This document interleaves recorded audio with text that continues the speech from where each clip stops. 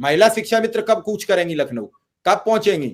अगर ये महिला शक्ति और महिला शक्ति अगर वहां हावी हो गई तो सारी शक्तियां फेल हो जाती हैं फिर। बताई और उन्होंने बहुत ही ध्यान से 1 घंटे तक हम लोग को समय दिया और हम लोगों ने उन्होंने हर पॉइंट को, जितने भी हमारे ज्ञापन में पॉइंट थे शुरू से लेके आखिरी तक, तो हर पॉइंट पे उन्होंने अच्छे से पूरा डिटेल में हम लोग को समझाया था। शिक्षा मित्र साथियों के समायोजन की बात हो या मानदेय बढ़ाने की, लगातार उसी क्रम में प्रदर्शन किया जा रहा है। उसी को लेकर एक बड़ी अपडेट निकल के आ रही है। संघ के द्वारा लगातार प्रयास किया जा रहा है। क्या है अपडेट, आज के इस वीडियो में आप लोग जान पाएंगे। आप लोग इस पूरी वीडियो को अंत तक जरूर देखिएगा। हर बारीकी को समझाया था। हम लोग क्वेश्चन कर रहे थे, सर ऐसा क्यों नहीं हो सकता, ऐसा क्यों हो रहा है, तो उन्होंने हर उस बारीकी को हम लोग को समझाया कि ऐसा है और इसको हम इस तरह से करेंगे। और जो भी हमारे मुद्दे थे उन्होंने जैसे सीसीएल के मुद्दे, उन्होंने ट्रांसफर के मुद्दे को हम लोगों ने सर्वोपरि रखा कि हमने कहा सर ये महिलाएं जो है जिनका शादी हो गई है तो ये सर बहुत ही गंभीर मुद्दा है और महिलाओं की इस समय स्थिति बहुत ही दयनीय है। तो उस पर उन्होंने विचार किया और उन्होंने बोला इस मुद्दे को हम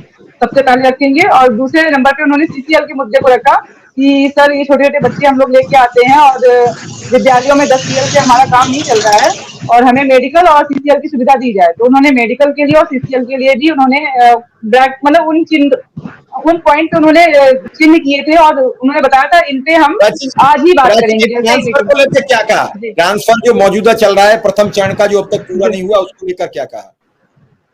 हाँ जी, इस पर भी बात हुई थी कि सर जो अभी प्रथम चरण के ट्रांसफर हुए हैं और द्वितीय चरण के अभी भी शुरू नहीं हुए हैं, तो ये प्रक्रिया कहाँ रुकी हुई है। तो जो हमारा और शिक्षा मित्र और अंदेशकों का जो देख रहे थे वहां पर, तो उनको बुलाया गया, उनसे पूछा गया तो उन्होंने बताया कि जो 4-5 जनपद है वहां से कोई रिपोर्ट नहीं आई है और इस वजह से ही ट्रांसफर रुके हुए हैं, दूसरा चरण पूरा नहीं हो पा रहा है। तो उन्होंने उनसे पूछा कि आप उन सभी बीएसए का नंबर मुझे दीजिए और मैं उनसे खुद बात करूंगा कि उन्होंने अभी तक क्यों नहीं वहां से रिपोर्ट भेजी है।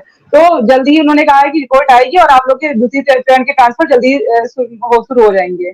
उन्होंने इस बात के लिए उदय सिंह, आज महिला शिक्षा मित्र कब कूच करेंगी लखनऊ, कब पहुंचेंगी?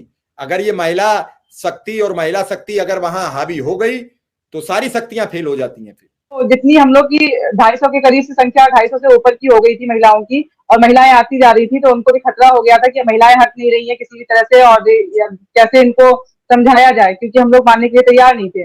तो कहीं ना कहीं अब ये है कि जिस तरह से हमको आश्वासित किया गया और मुझे लगता है कि हम लोग की संख्या बल का असर उनको दिखाई दे रहा है और हमारी तकलीफ भी उनको समझ में आ रही है कि तकलीफ है।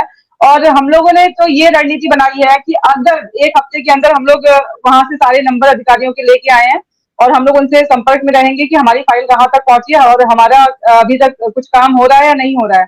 और अगर कुछ भी रिस्पॉन्स नहीं मिलता है तो 1 हफ्ते के बाद हम लोग परियोजना जाएंगे कुछ महिलाएं और उनसे फिर से जाके बात करेंगे, मिलेंगे।